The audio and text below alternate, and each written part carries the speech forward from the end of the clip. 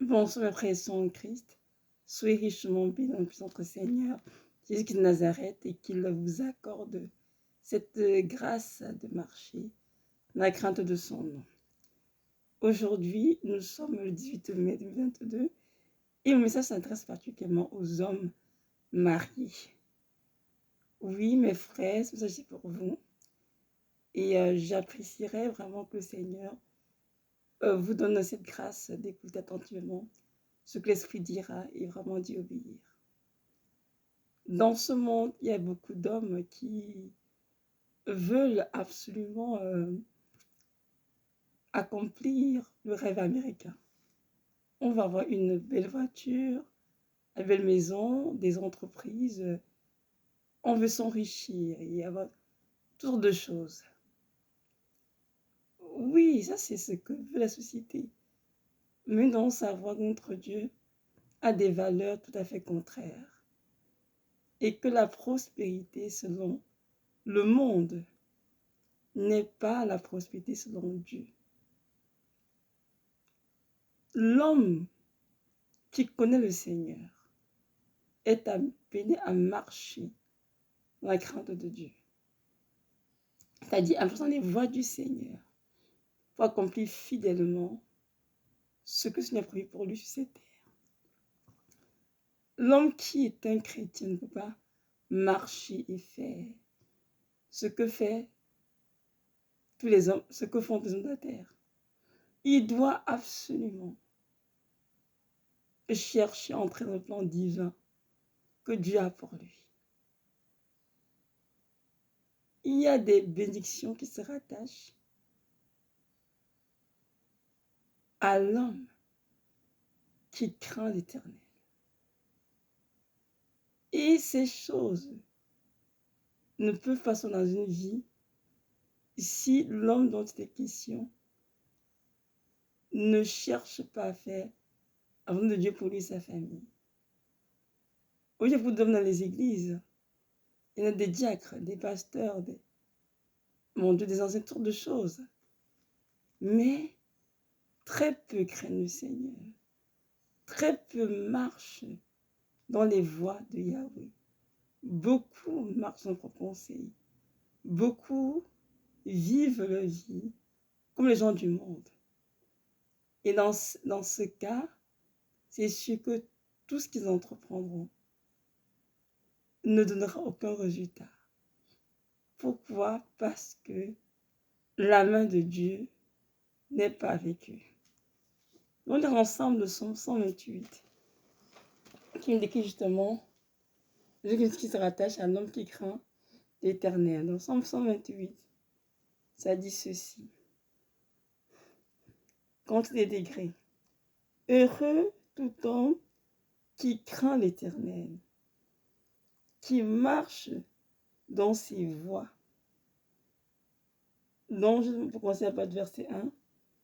Heureux tout homme qui craint l'Éternel. C'est quoi craindre l'Éternel? Cause ici à la deuxième phrase, qui marche dans les voies du Seigneur. En fait, craindre l'Éternel, c'est simplement fais tout ce qui est possible pour toujours plaire au Seigneur pour ce que nous faisons, ce que nous accomplissons. Nous marchons ce que Dieu a pour nous et nous faisons exactement ce qu'il nous donne de faire et non ce qui nous tente. Donc, qui craint l'Éternel va toujours consulter le Seigneur avant d'agir, avant de s'acheter une maison, voiture, avant de voyager, avant de monter quelque entreprise que ce soit, avant de tout faire. En fait, c'est un homme qui dépend de l'Éternel. Et son souci dans son cœur, c'est de ne pas offenser le Seigneur. Et s'il arrive qu'en chemin, il tombe, ça dit, il fait quelque chose qui déplaît au Seigneur, pour des inadvertance, ce n'est pas grave. Tout ce qui compte, c'est vraiment de se repentir, de se relever. Comme on dit, hein, il est humain de tomber, mais Dieu de se relever. Rappelons-nous qu'on appelle David l'homme sur le cœur de Dieu. Est-ce que parce que David n'a jamais péché, loin de là? David a péché, notre ami qu'il a péché. Mais David, lorsqu'il a fait au Seigneur, il s'est humilié. Il a demandé pardon avec un cœur contrit et brisé. Et Dieu lui a pardonné son péché. Dieu l'a lavé, l'a purifié. Il l'a établi roi d'Israël. David était un homme comme tout homme.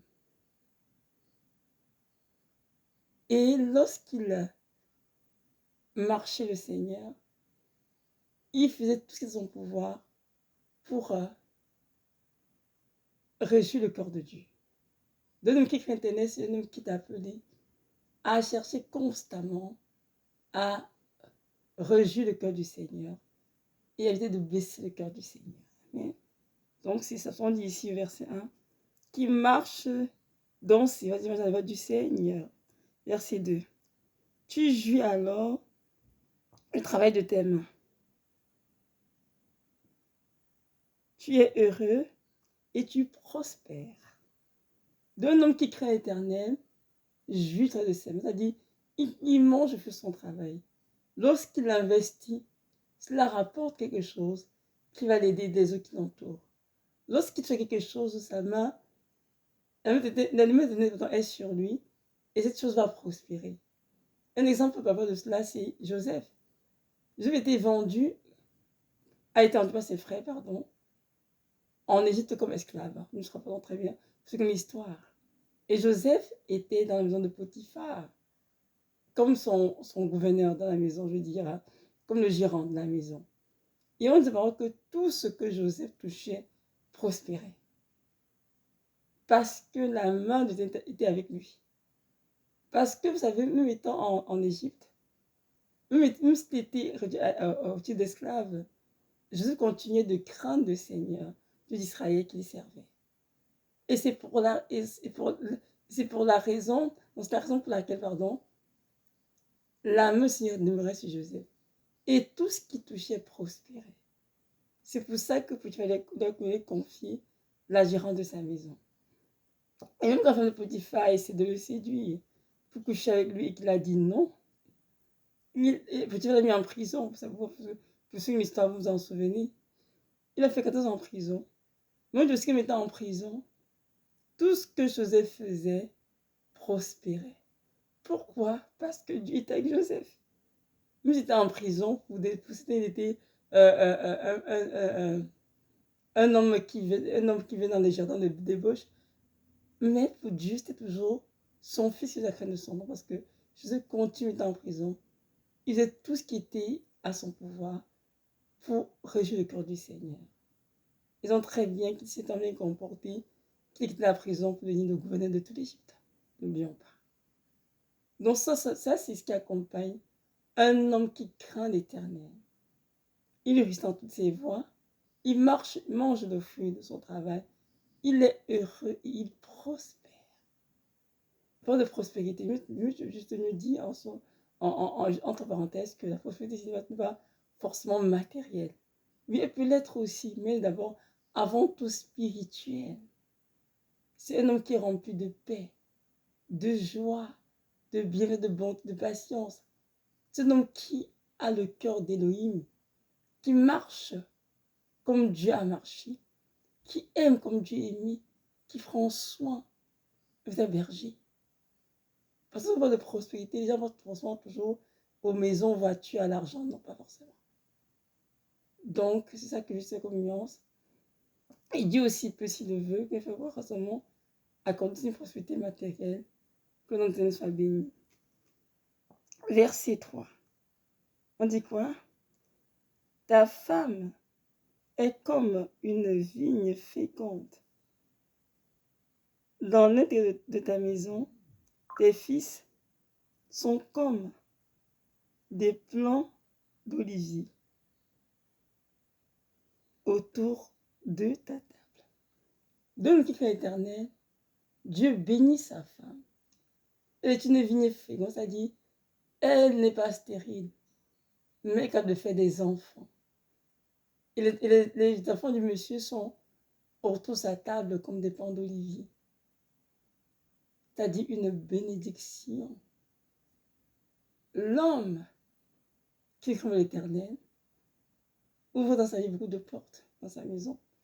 Et une fois, ça ne peut être attaqué de stérilité, de maladie peuvent rentrer dans la maison, famille, à cause de cette désobéissance. Beaucoup me diront, mais les païens, ils crient l'éternel. Ils ont des enfants, ils ont tout ce qu'ils désirent. Ici, pas des païens, moi, je crois que c'était des hommes qui ont une vie au Seigneur, qui ont connu le Christ et qui sont devenus dans la crainte de son nom. Les païens ne connaissent pas le Seigneur. Ils vivent sur le train de ce monde. Mais un jour, Dieu les visitera. Même qui a connu le Seigneur doit faire ce marche dans la crainte. De nos jours, écoute-nous dans les églises qui disent qu'elles connaissent le Seigneur, c'est aimer le Seigneur, mais qui ne marchent pas de son nom. Qui ont leur bouche Jésus-Christ, mais qu'on a leur vie, Jésus n'est nulle part.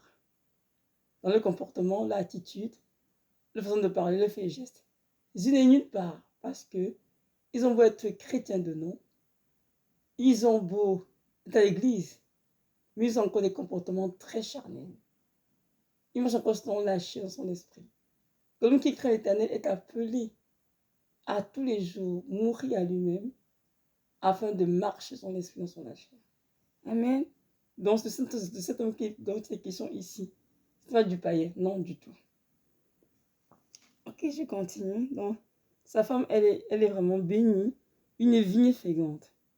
C'est ainsi, verset 4 d'ici, c'est ainsi qu'est béni l'homme qui craint l'Éternel.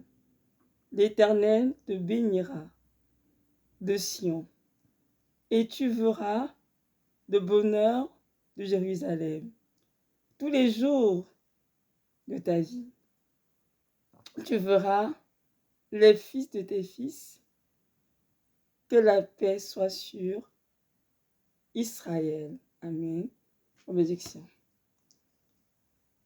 Vous voyez, c'est un chant vraiment très intéressant. On dit ici que cet homme qui est éternel était le béni. Oui, une bénédiction qui se rattache à la crainte de l'Éternel, dans la vie d'un père de famille, d'un époux. Si tu dis être chrétien, je t'invite vraiment à marcher la crainte du Seigneur. Je pense que c'est chrétien de nom. Assure-toi, mon frère, que ta vie est conforme et sous la parole de Dieu. Assure-toi que tu consultes l'Éternel dans tous tes projets.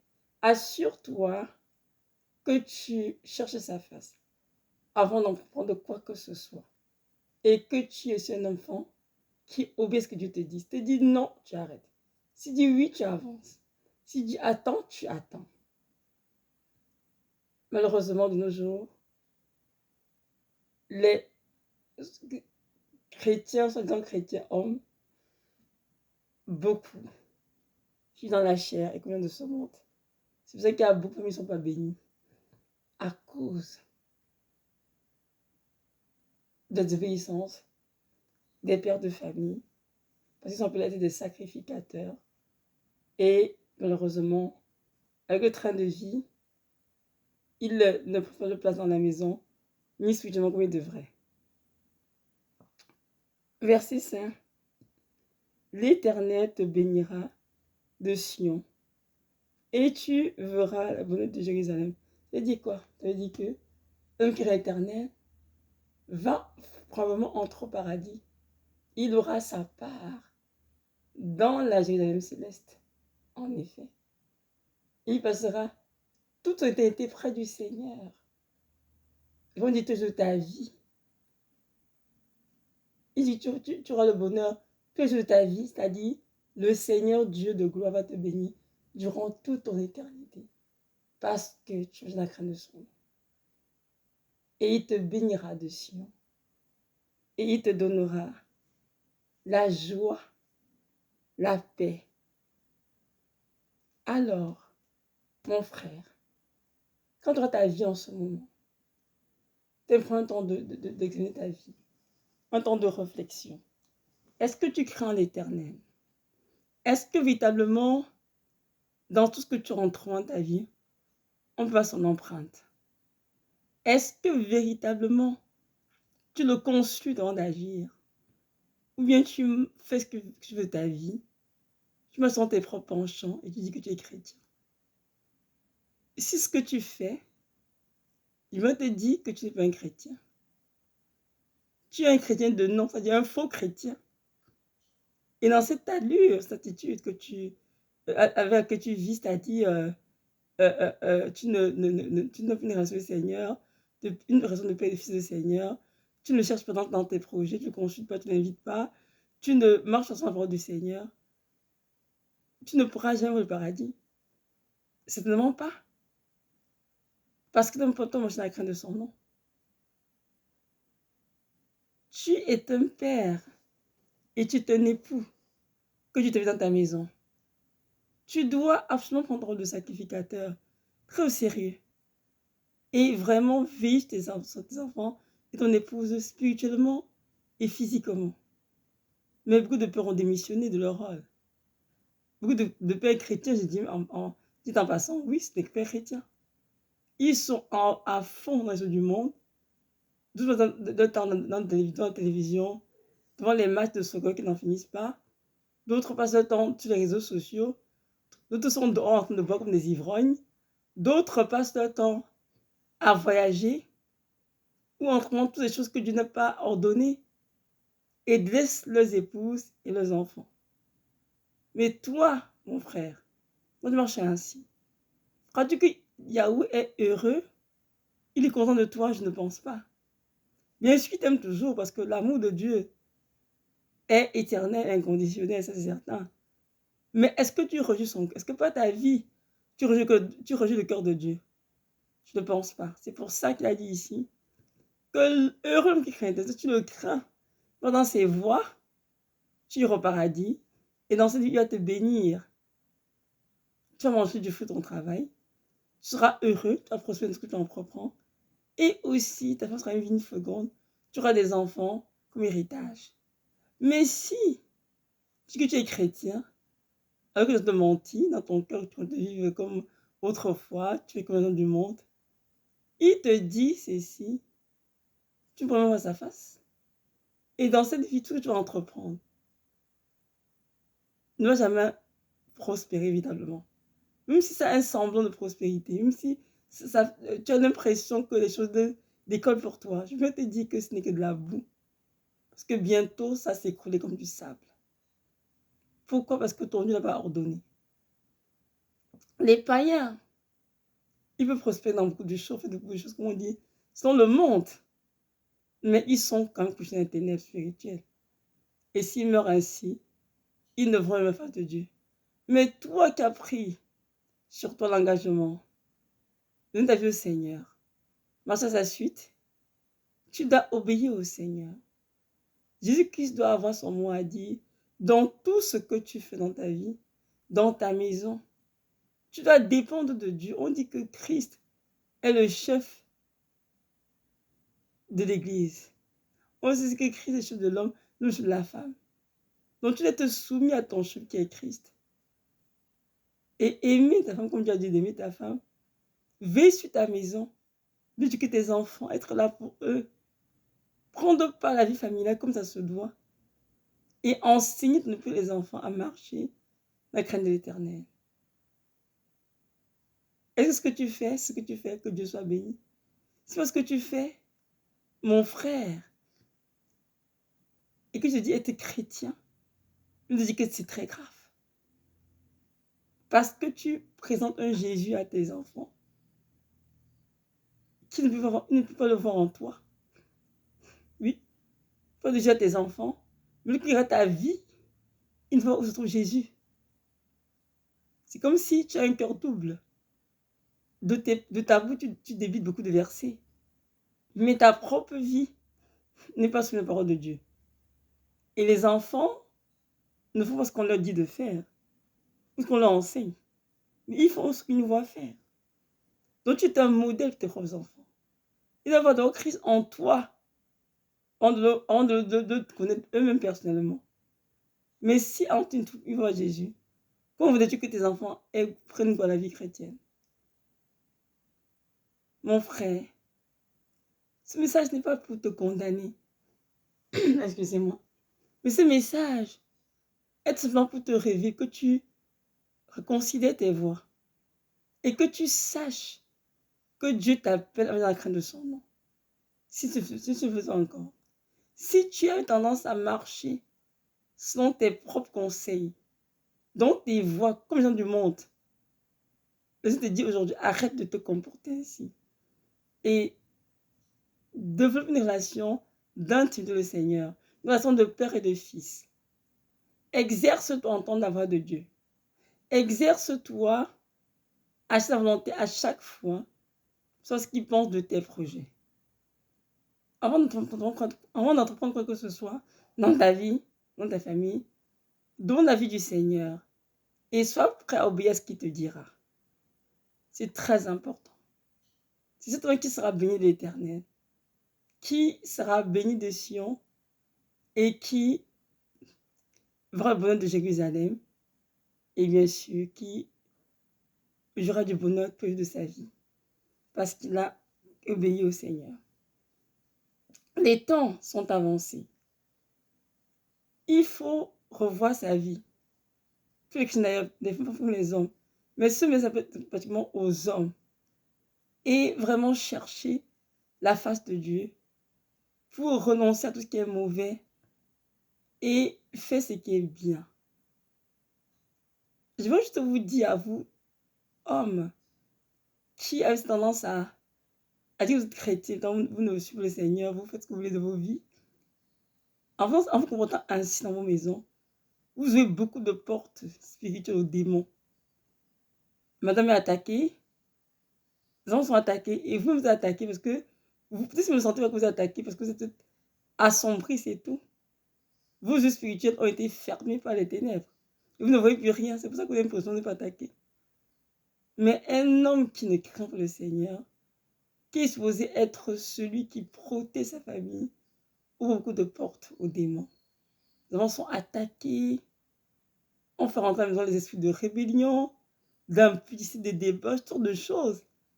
La femme est attaquée, elle est stérile, toutes sont malades tellement parce que les portes ont été ouvertes au monde spirituel. Le mariage est une institution divine, ordonnée par Dieu. Et c'est dans le mariage que Dieu accomplit beaucoup de choses pour nous montrer l'amour qu'il a lui-même pour son Église. Christ est notre époux et nous sommes ses épouses. Donc, chaque homme doit travailler à honorer son mariage, honorer son lit conjugal et apprendre sa place de sacralité dans la maison et faire exactement ce que Dieu attend de lui.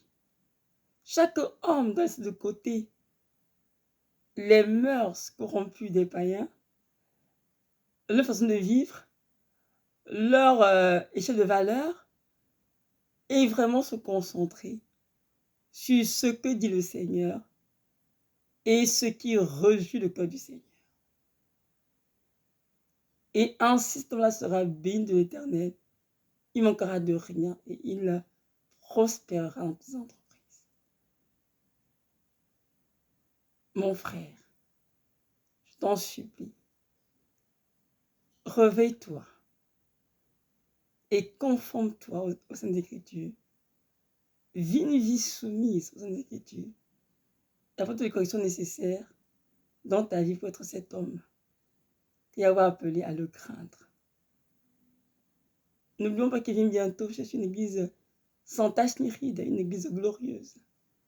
Et que toi, homme d'ailleurs, tu t'es appelé à apprendre ton épouse une église glorieuse sans tache, justement. Tu voulais prendre soin d'elle avec ta propre chair. Bien prendre soin d'elle. Veiller sur elle. La nourrir, la chérir. Mais si on reconnaît le temps d'éternel, tu feras ça comme ça, tu t'écoutes constamment occupé à faire tes choses à toi. Ce qui te plaît. Ce qui est ton cœur et non le cœur de Dieu. Tu n'y arriveras pas. Alors je t'en prie, réveille-toi, considère tes voies et reforme tes voies. Sans que rien de souillé n'entre dans Jérusalem céleste du Seigneur. Donc si tu jouis du bonheur de Jérusalem, ce qu'il lance dans verset 5 du psaume 128, il est important que je pense à craindre l'éternel. Ainsi tu juras du bonheur de Jérusalem et tu seras toute ta vie dans le bonheur. Soyez richement bénis Et quand Dieu vous donne cette grâce d'entendre et de comprendre ce que l'Esprit de Dieu exige. Shalom, shalom.